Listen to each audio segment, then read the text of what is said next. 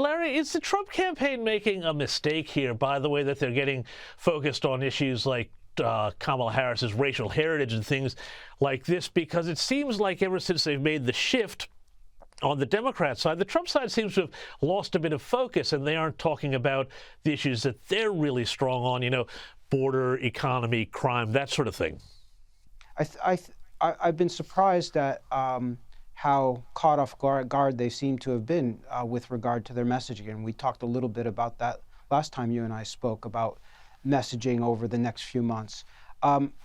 Look, I think the big issue is how do they return to something that they're strong on and that the Democrats are weak on or perceived to be weak amongst their base. And again, let's not forget, we're really talking about needing to swing a very small percentage of people in a very small number of states here in the United States. Yeah. And so with that small constituency that you're talking about that really decides this, do you sense, as somebody who's been around a lot of campaigns, who's been doing this for decades, years, that they will be moved by people saying, and the Trump campaign and others reports saying, well, Kamala Harris used to be very far to the left here, and now she's moved to the right. Which Harris do you trust? Is there a sense of a trustworthiness issue that might be emerging with Kamala Harris as people see that she was much looser on border, on crime at certain points, even though she was a prosecutor, that sort of thing? I think they've got to find an issue like that. Obviously, they zeroed in on President Biden's age and competency, and therefore his ability to run the country and the perception of the country being weak. I think they need to find an issue like you've just described, whether her trustworthiness is the ultimate issue.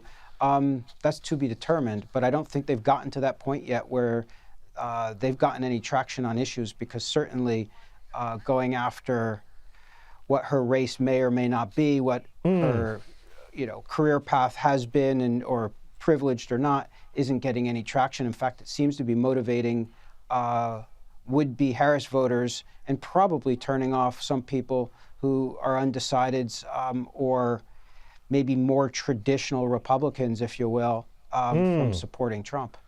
And finally, just quickly, what do you think about the issue of abortion and women's, sovereignty over their own bodies and so on, that the Democrats are making a very big issue about, Kamala Harris is making a big issue about? How much of that is going to play into the next few months? Because it seems to be they're gearing up a big fight around that. Well, first of all, every time women's health issues, reproductive rights issues have been on the ballot, it favors Democrats, whether that's was in Ohio a couple of years ago, Michigan a couple of years ago. It always works well for Democrats. And I think we'll see the same thing over the next 90-something days. I think one of the strengths Vice President Harris brings to the campaign is this is an issue she can speak about, and she can speak about it more directly than President Biden was able to, who always seemed uncomfortable with the issue of abortion as a devout Catholic. And so she comes to this with her own convictions, with her own beliefs, with her own voice. And I think that voice is resonating with people, and has since the Roe versus Wade was overturned 2 years ago. Larry Grossman, it's going to be a fascinating 3 months or so ahead. Thank you so much for your time, Director of CT Group. Really appreciate it.